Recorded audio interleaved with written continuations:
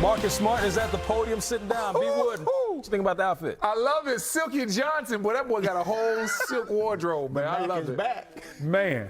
Standing on the floor at the end of the bench for what looked like most of the game, did you pretty much know you were coming back at that point? I was. It was a very high hope that I could get back. My body just, as long as my body kept responding the right way for me, and it did. I got to get into shoot around, test it out, and it felt good. It felt good that day as well, but better safe than sorry. I didn't really get a chance to try it out that morning before that game one, so we didn't want to risk it, and it wasn't feeling too well. But I was just kept telling myself, game two you're playing. Okay, how hurt you are, you got to give it a shot. And we were very aggressive with treatment.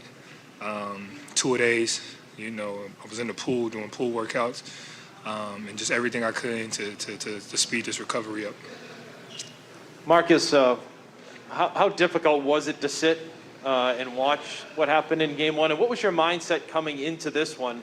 Looked like you were aggressive pretty much on both ends of the floor out there tonight. Yeah, it was a lot for me. I was very frustrated with that because I couldn't get out there and help my teammates. I had to sit there and watch, us struggle the way we did, and knowing that I probably could have helped was very painful. But at the same time, it was good for us. It was good for our team and our guys to play through some more adversity.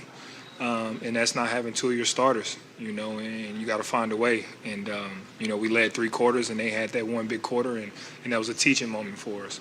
And then for me today, it was just, just come out, be as aggressive as you can, and not let the same mistake happen. We're playing against a really, really, really, really good Miami team. And, when you make mistakes, they make you pay for it. And we got to limit those mistakes. And that was my mindset. Come in, get Jason, Jalen the ball, Al, get them their shots open, and then, take what the defense gives you. Hey, Marcus. Tonight you defended Jimmy Butler for 31 possessions and held him to only 9 points, according to Second Spectrum tracking data. What are the challenges in defending a guy like Butler, and also what is your assessment of your individual play with that matchup tonight? It's tough. Jimmy's a warrior, man. Jimmy's been doing this for a long time. He understands the game. He understands, his strengths. He understands his team strength. So when you got a guy who has an IQ like Jimmy, it's always going to be a tough matchup. It's a good one. I love going up against Jimmy anytime I can. As a defensive player, as a competitor, he's going to make you work and he's going to make you better. So, we knew it was tough. For me, my assignment was just to make everything tough for him. We knew he was going to hit some shots. If he did, he had to work for him. And that's just the way I came in. And, it was a full team effort. It wasn't just me. I had some help from everybody. We all threw some guys at him, and we all had a chance. And that's what it comes down to, we all pros, and we're all good. We're going to make tough shots. We just want to make it as hard as possible for them.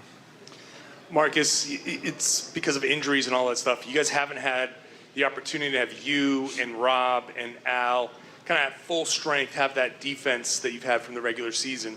How good did it feel to just be out there and know that you had those guys behind you and you had that regular season #1 defense kind of intact in this game? Oh, it felt amazing. The beauty about this team is we got to play through adversity early on in the season with the injuries and stuff like that, COVID. And we got to see what we were really made of. And, we got to learn from it. So for us, it was always next man up. So, but it did feel good to have that unit out there that we know, when we're out there, what we can do. And it showed tonight. In game one, especially in that third quarter, there was just a ton of turnovers real fast, where every time you guys tried to move the ball, it's like a little lax and they just pounce on it. And tonight, there were a lot of those moments where they almost turned you guys over, but you held strong, or you dove and you moved it. Like, what was that little extra edge that you tried to bring tonight to keep the ball? Just what I always do, being the energy guy that I am, being the point guard that I am. I take a lot of pressure off our guys, so they don't have to try to force it as much. So they, they could be who they are, and that always helps. And tonight, that was the main goal. We can't let them out hustle us, beat us to loose balls, offensive rebounds where they killed us, and transition and turnover. So we cut those down, and our defense do what it does. So we just wanted to come in and beat a harder playing team tonight, and I think we did that. I know you spent a long time trying to get the Defensive Player of the Year award. You also spent a long time trying to be the point guard of this team. You know, to come back tonight after the turnovers you guys had the other night, have 12 assists and 1 turnover, and settle you guys down, like you said, during the game. How much pride do you take in, you know, your ability to kind of run the team the way you've always said you had the ability to? A lot of pride. That's what I've been doing my whole career. You know, that's what I got drafted here to do. And, you know, I just waited my turn, you know. And I'm blessed to be in the situation I am, to have the opportunity to go out and show what I can do. And, you know, I think everybody in the organization and the world is seeing what I can do at that point guard position. Hey, Marcus, I know you spoke on it just a second ago, but that third quarter tonight after what happened a couple nights ago, you know, you broke a couple ankles there in that third quarter. You hit a couple of threes. What kind of locked in for you to make sure that you guys held that lead tonight? Just be who I am, you know, come out and be that leader, you know, stay on top of my guys. You know, it was a little bit tougher in game one to do it because you weren't out there. And as a player, sometimes when you're on the court and the guys or who's not on the court trying to tell you, you just kind of really don't want to hear it. You listening, but it's tough, you know, and it's a different type of energy and feel when, you know, when I'm out there on the court able to bark out the commands and really get into my guys and get them motivated. Because now it's like, okay, you know, if he's going to go out there and do it, I don't want to be the guy that's slacking, so I got to come with it. And that's the beauty of having me on the court, to do that, to settle us down, to get us what we need to do, and make plays for my teammates. How does Al Horford change the way that you guys defend, and what was the difference that he brought between game one and game two? His energy.